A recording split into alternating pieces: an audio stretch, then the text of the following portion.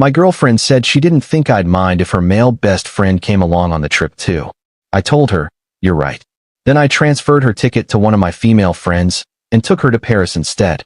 When my girlfriend arrived at the airport, that's when she found out what had happened, and she just stood there, completely shocked. I'm a 29-year-old software architect.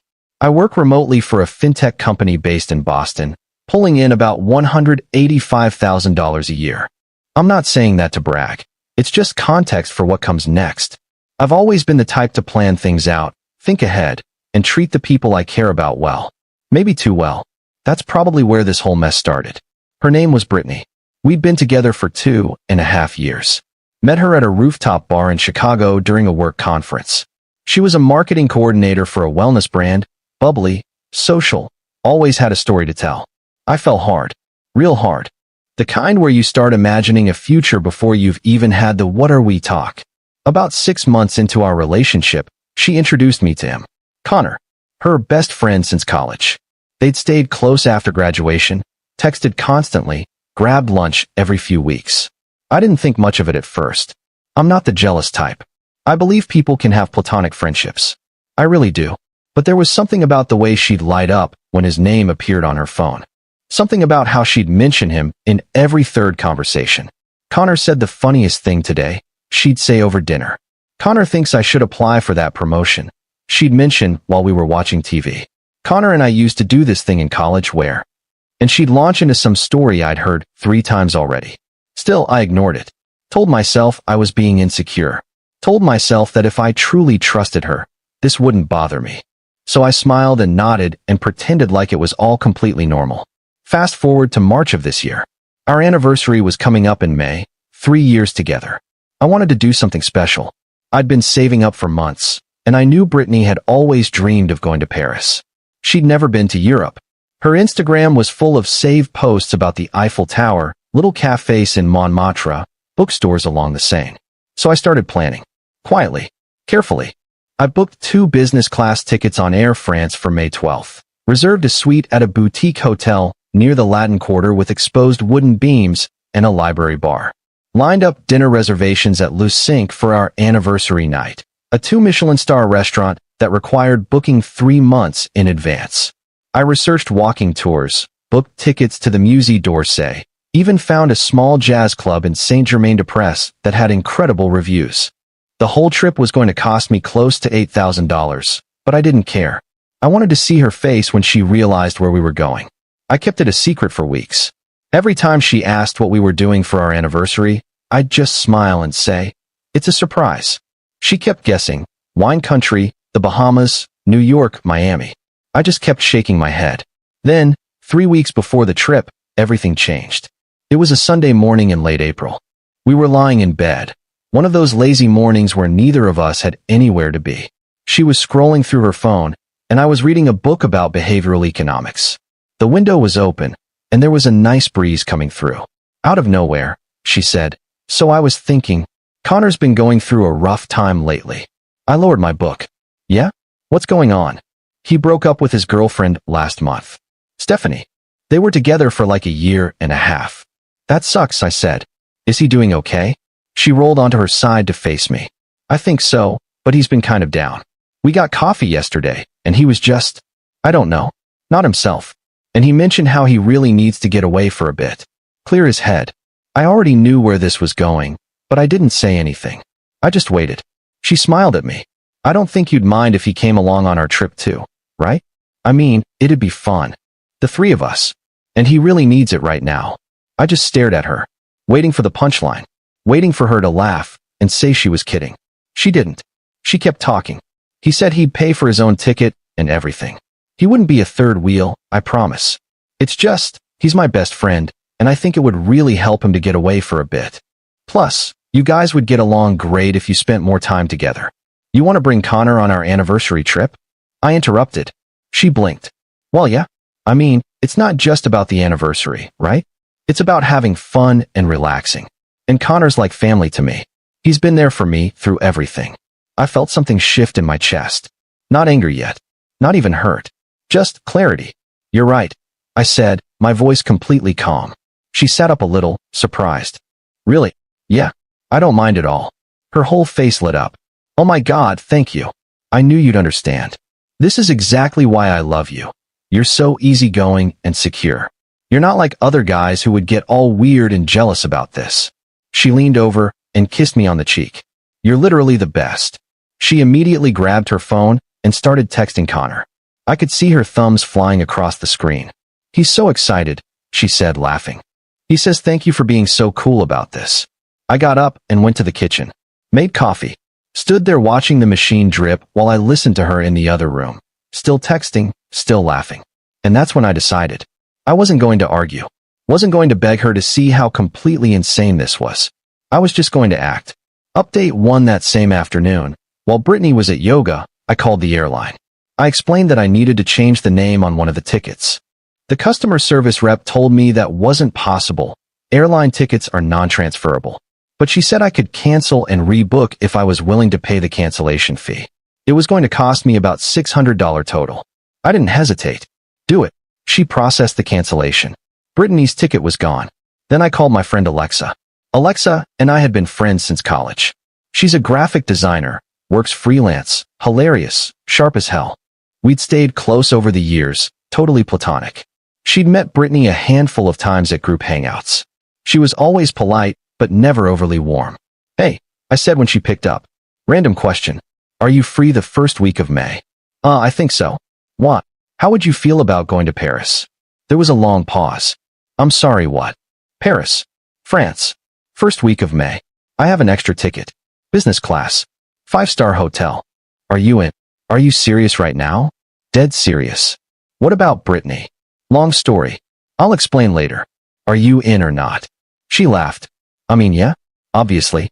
But what the hell is going on? I'll tell you everything. Just say yes. Okay. Yes. Absolutely yes.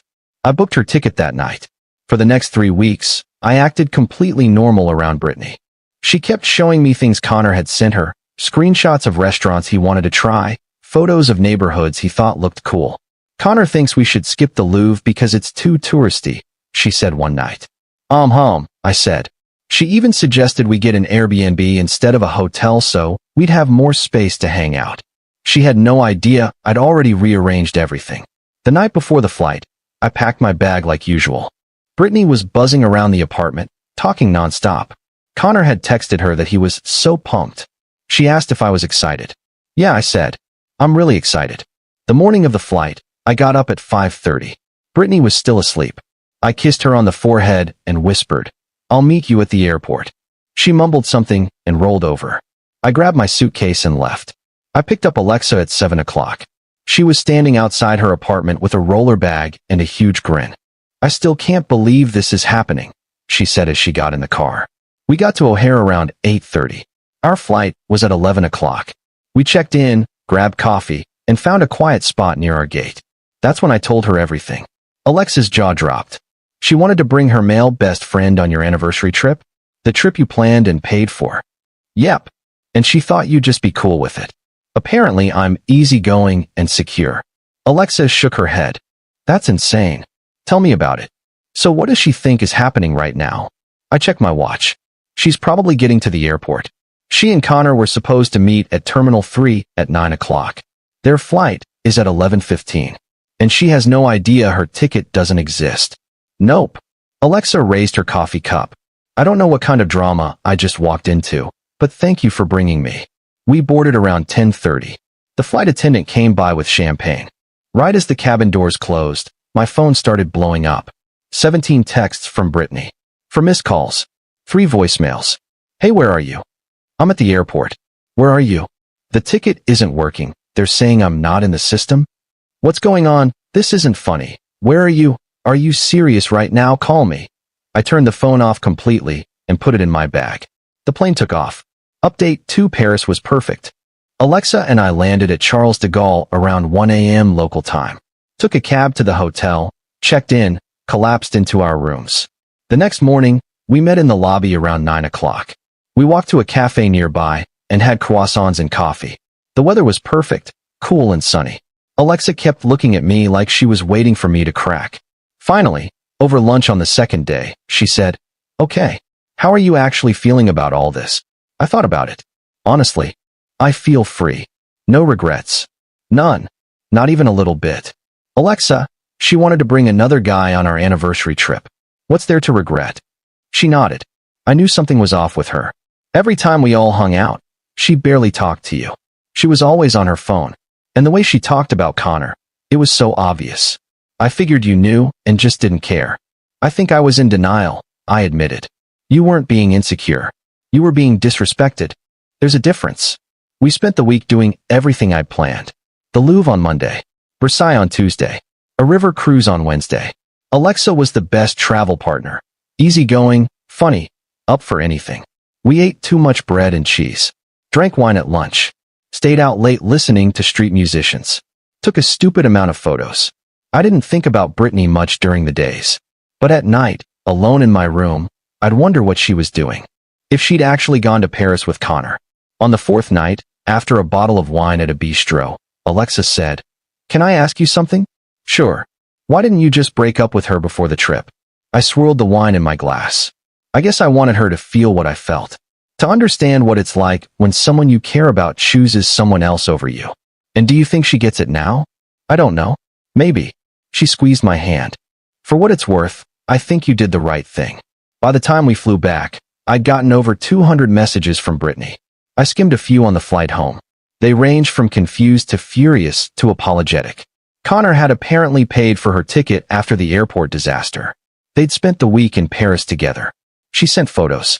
The two of them at the Eiffel Tower. Drinking wine. Smiling. The last text she sent said, "We need to talk. I'll be at the apartment tomorrow." Update 3. I got back to Chicago on Tuesday afternoon. Took an Uber home. The apartment looked the same. Brittany's stuff everywhere. She showed up an hour later. She looked tired. Hair in a messy bun. Eyes red. "Hey," she said. "Hey." She crossed her arms. "So are you going to explain what the hell that was?" I think it's pretty self-explanatory. Her jaw clenched. "You canceled my ticket. You took Alexa to Paris. On our anniversary trip. You wanted to bring Connor. That's not the same thing, isn't it?" Her face went red. "Connor is my friend. Alexa is, what? Your backup girlfriend. Alexa's my friend. Same as Connor's yours. Right." She didn't answer. I stood up. "You really don't see it, do you?" "See what?" "How disrespectful that was. Asking me if your guy friend could come on a trip I planned for us.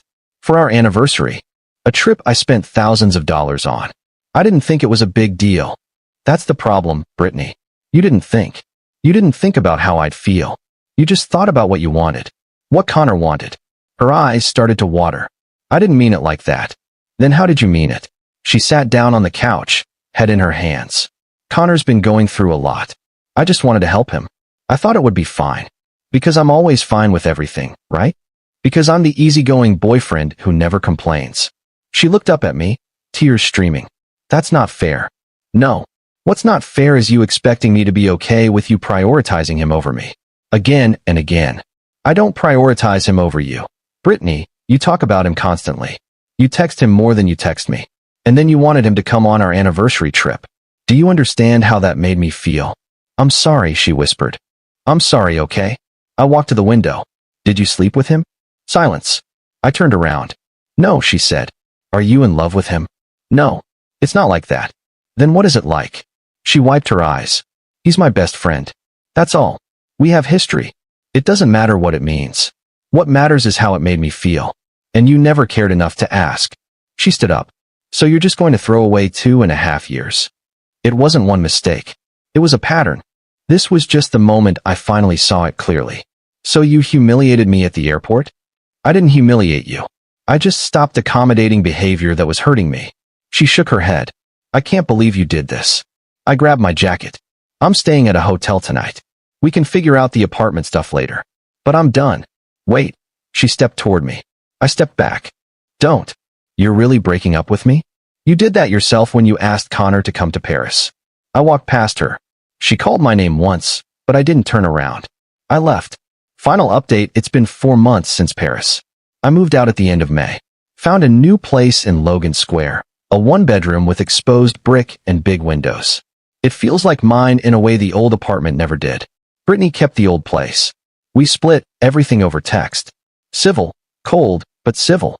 She tried to call me a few times in June. Left voicemails. I listened to the first one, her apologizing, saying she wanted to talk. I deleted the rest. Eventually, she stopped. I heard through mutual friends that she and Connor started dating in July. Someone saw them at a rooftop bar, holding hands. I wasn't surprised. Alexa and I are still close. We've gotten together for dinner a few times. She's seeing someone now, a guy she met at a conference. He seems good for her. She seems really happy. As for me, I'm doing okay. Better than okay. I've been traveling more. Austin in August, Portland in September. Started picking up hobbies I'd let slide. Got back into guitar, joined a soccer league, started reading more. I started seeing someone new in October. Her name is Lily. She's a veterinarian. We met at a Halloween party. It's nothing serious yet, but it feels different. Lighter. Easier. She doesn't have a Connor. And I don't spend my time wondering where I stand. I don't regret what I did. Not for a second. I spent years being understanding. Being patient. Being the easygoing boyfriend. Letting things slide.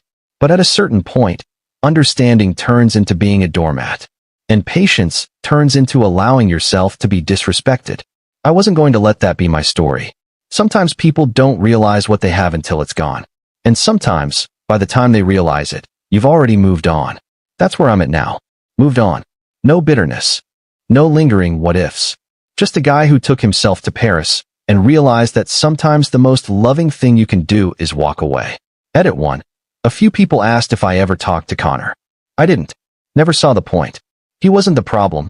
Brittany was. Edit 2. For those asking about Alexa. No, we're not together. We're genuinely just friends. And honestly, I'm glad we didn't complicate it. Edit 3.